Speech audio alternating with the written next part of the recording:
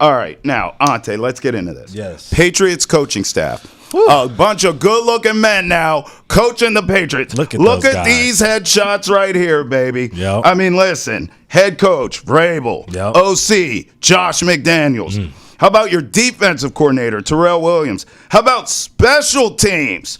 You got to be special on special teams. Jeremy Springer there. Jeremy, don't call me Jerry Springer. Listen, I love this coaching staff. I just think, sort of thinking about Terrell Williams, who's like the newest addition. Yes. This is a Mike Vrabel guy. So he's a Vrabel disciple, if you will. Yes. So he's going to preach what Mike Vrabel preaches on defense. My thought process here, Ountae, is Vrabel being the CEO, being the head coach. Yes. Obviously, with Josh McDaniels at offensive coordinator, who we know has all the experience in the world with this franchise, right? He's going to be working with Drake Maye. We know what that offense is going to look like. There'll be new wrinkles, but really we know what we get with Josh McDaniels. We've seen it before. We know that Terrell Williams is a Vrabel disciple, as I said. I think Vrabel, the CEO as a head coach, wins here. Because you know what you're getting on offense? You know what you're getting as far as developing Drake Maye and continuing that development. And you certainly know what you're getting on defense. That allows Braves to just oversee everything, which is really what your best head coaches do in this league. Yeah, it does. I'm excited for Terrell Williams to be a part of this team because all of his defensive lines have been stingy. I mean, run defense has been through the roof with this guy. You go back to his Raider days, back to his Miami days. I mean, he had Cameron Wake and Ndamukong Suh. Yeah. He had those dudes rolling, having some of the best years of their careers over there in Miami. Going back to Tennessee, he was a stingy defense over there, putting pressure on those quarterbacks as well. I can't wait to see him as a defensive coordinator. I'm glad that he's getting this opportunity because he's been doing such a great job with defensive lines over the year. Always top 10 in rushing defense when you have him on your staff. So he's great. I think that's a great point. Another thing to think about, too, is this defensive line the Patriots have, if nothing else, is talented. Now, we don't know about Christian Barmore and his health in the future, but assuming that he's okay and he's going to be here, that is a talented Ountae defensive line. Yeah. And we assume they're going to also address it in the draft as well. 100%. I know a lot of people think maybe as high as the number 4 pick with the first rounder. We'll see. We'll see, right? We'll see. But to your point, what you have in-house, what you will potentially add in the offseason with him calling the shots on the defensive end for your line, fantastic. And you should shut down the run in theory. In theory. And if you add a number 11 from Penn State, that's what I'm saying. We've seen number 11s from Penn State in history. You know what I mean? We watched one down there in Dallas do a lot of great things. That's right. So if you added a guy like that with Terrell Williams, I mean, the sky is the limit. I'm not saying that I want the Patriots to take that, but the sky is definitely the limit. For sure. Well, even as much as we talk about this being a quarterback league per se, the teams left, the final 4 teams, all have dynamic running backs. None better than Saquon Barkley. Yes. But James Cook can run. We know the Chiefs. We're obviously the Commanders. So all these teams run the ball. So for all the talk about quarterback league, you got to have weapons on the outside. True.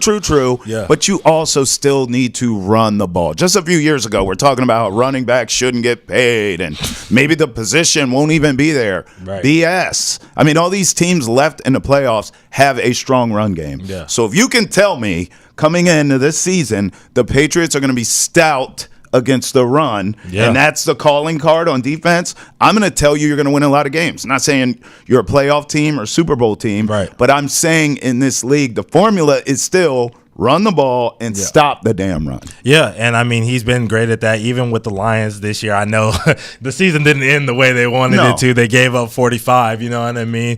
But a good Cliff Kingsbury ran offense with Jaden Daniels at quarterback, who has been an electric rookie. You know, you can't really blame them with a beat-up team. I mean, they lost so many dudes on their front 8 throughout this season, so you can't really blame their defense for not holding up against a top offense like that with the Commanders.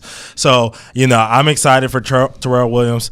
This Patriots defense is going to be a good run-stopping defense. Maybe not this year, but definitely next year as they continue to build and add a couple of more guys to this roster. I hope it's overnight because I tell you what, I'm sick and tired of being sick and tired. Now, on the offensive side, obviously Josh McDaniels back here in New England, where, let's just face it, he belongs. I mean, can you just be the offensive coordinator forever, bruh? Because at this point, that's what I'm thinking. That's an added benefit to hiring him, is that there shouldn't be, in theory, there shouldn't be any head coaching opportunities. No shade here, but there shouldn't be any head coaching opportunities for some years. So if you're telling me, I'm not going to say ever. I'll say ever. Well, here's what. Okay, let me push back a little. Denver and in Oakland, or I know, Las Vegas. Yes, they weren't great. So let me push back slightly. Yes, because you could be right, but he is young, and if you come here, because where I was going is I'm thinking he's going to be with Drake Maye 4 or 5 years. Can we agree on that? 100%. Okay.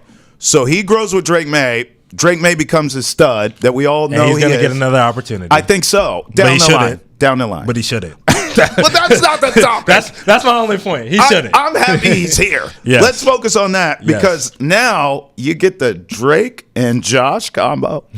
I mean, are you kidding me? Are we taking it back to Nickelodeon? Now, what do you know about Drake and Josh? I was a Zach and Cody guy, okay? But I'm going to have to – I got to show love to Drake and Josh. I got to go back and do my research here on them because I was a Zach and Cody guy. Oh, man. This throws me back. A quick story here. When I was at the University of Texas El Paso, we had this event, and Drake Bell came and sung at it, and one of my teammates sung the intro song to Drake and Josh over and over and over again until he finally sung it at the end of his set for like an hour straight. He was just singing, "It's gonna take some time to realize," just like that, with the with the rasp in his voice and everything. It was hilarious. So I actually am excited for Drake and Josh. I'm not as high on Josh McDaniels with Drake Maye right now. I don't think it's going to be overnight as everyone is expecting. Okay, because McDaniels has been a coach that has had his offensive players and teams do under center. They were right under center, under center. Drake Maye has been a shotgun quarterback throughout his career, throughout North Carolina, throughout his rookie year with the Patriots, right? So I don't know if there's going to be some growing pains there with Josh McDaniels having him under center, making him drop back, knowing if his drop back reads. You have to be a drop back quarterback at some point to be a good quarterback in this league, but Drake Maye hasn't shown that on an elite level consistently throughout his rookie season. So I think that Josh McDaniels is going to have some growing pains early on in the season. Adjusting. Having Drake Maye adjust to his system. But I think this is a great opportunity for this Patriots team. They're going to be running the football. We talked about run defense. They're going to be running the football. Yeah. And they're going to get guys. I mean, hopefully somewhere in this draft, if they don't go with the number 11 out of Penn State like I alluded to with a Carter, if they go with a Will Johnson out of LSU, if they have some upfront help, this team could be a team that could be dangerous in the run game as well. Yeah. Listen, in terms of under center, shotgun, all that stuff, if I'm Drake Maye, actually, I'm excited to adjust to Josh McDaniels. Okay. I don't necessarily think, and I could be wrong because this gets coaches in trouble a lot, head coaches. Yes. Where you come in and it's like, this is my system, make it work, right? Right. But if I'm Drake Maye, I want to be a complete quarterback. I don't necessarily just want to be, well, this is what I do. Yes. No, like I want to be able to beat you any way I can. Right. That's what the greats in this game do. Yeah. Patrick Mahomes doesn't give a rat's patootie if he's under center or in gun. You're right. Neither did Brady, right? Right. So the greats, if I'm Drake Maye, I'm just speaking on his perspective. Yeah.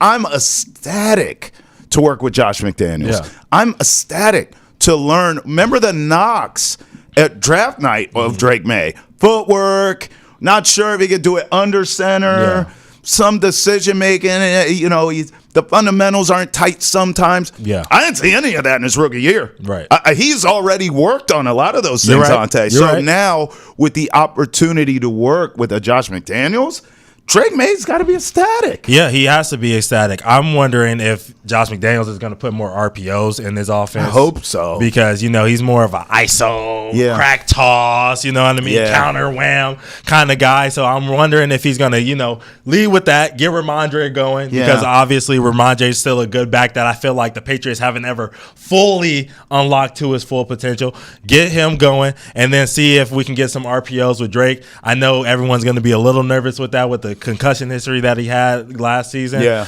But, I would love to see it because, boy, as great as he is as a passer, he is a good runner as well. He is. I thought we all thought they should have ran him more design runs this season because the Lord knows he ran for his life. He ran for it didn't matter if it was Foxborough on the road. That brother was running for his life.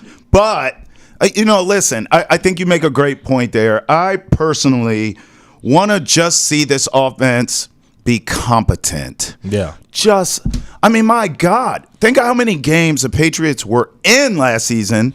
They lost. Yes. But they were in a lot of games. There were very few blowouts and bloodbaths. And don't even get me started on AVP. His play calling down the stretch. My point. Yeah. That's my point is, listen, with McDaniels and Vrabel at the helm here and not Mayo and AVP, right? Some of those close games that were L's should turn into dubs. Well, yeah, I agree. I just think it was more of the Crafts just being kind of in their head coaches and their offensive coordinators' pockets. You know what I'm saying? Yeah. I think with Vrabel and his staff, he's more like, hey, we got this my way. Right. You guys kind of step apart. I haven't even heard from Kraft in the middle. No, you're right. Even at the introductory press conference. Now, I want to shoot some bail here because I feel like with Drake Maye being hired, Robert Kraft needed to talk more. Yes. He sort of needed to explain it, right? But I loved if Vrabel's. I noticed that right away. Right. He came out. Yep. Even his opening statement was mad short. Quick. Hey, you guys know him. We love him. Here he is. It was like an intro at a talent show. Right. You know him. Put your hands together for Mr. Randy Watson. And then he was out of there. Right. So I admired that. I thought that was a smart move. And to your point, I think that's what we'll see here, which makes sense, bro. Right. Yeah. Because they have experience. Yeah. Imagine that. I will defend Josh McDaniels a little bit here before we move on. Okay. For, sort of the style and the offense in which he plays, and has he really dealt with a mobile quarterback before? Yeah. Early Cam Newton when he was here. Early. Yeah. I think he hurt his shoulder or something. I wasn't in the market then, so please take it easy on me. But I remember looking from the outside looking in, early Cam, they were running the ball with Cam. They were. There were a lot of design runs for Cam. He was throwing too. And if I'm not mistaken, something happened. Some injury. I think it was a shoulder, and it was all downhill. We know the rest of the story. Right. But I saw Josh McDaniels tinker with and sort of adjust to Cam stylistically. Right. And I'll be remiss to not mention how great he was with Mac Jones. I mean, he had the 6th ranked offense in the NFL with Mac Jones. But he wasn't mobile. I don't care. It's Mac Jones. Who? Mac Jones. Who? Facts. Yeah, now we got the real number 10 with Drake Maye. Oh. And so I'm expecting it to be better, but I do think there's going to be some growing pains to start. Bro, quick story. Yeah. So you already know it. I bought my son, I didn't buy this jersey. My wife bought my son a Mac Jones jersey. When she brought it home, I said, why'd you do this? Now, Mac was here, and but I was like, why'd you get that? Sure enough, fast forward, Drake Maye's here. As you called him, the real 10, was it? Okay. So Drake Maye comes. My son goes, well, what do I do with this jersey? I said, I know just what to do. We put some tape on the back of that thing, and we took magic marker and wrote May. Oh, man. Then he was mad, though. He was mad because my daughter this Christmas got a Drake Maye jersey. The authentic joint. Yeah, so he's hurt. He was tight. He's tight. He didn't like that. Yeah, I'm with him. I'm with him on that one. Well, I just told him, get used to it, son. Players change teams all the time.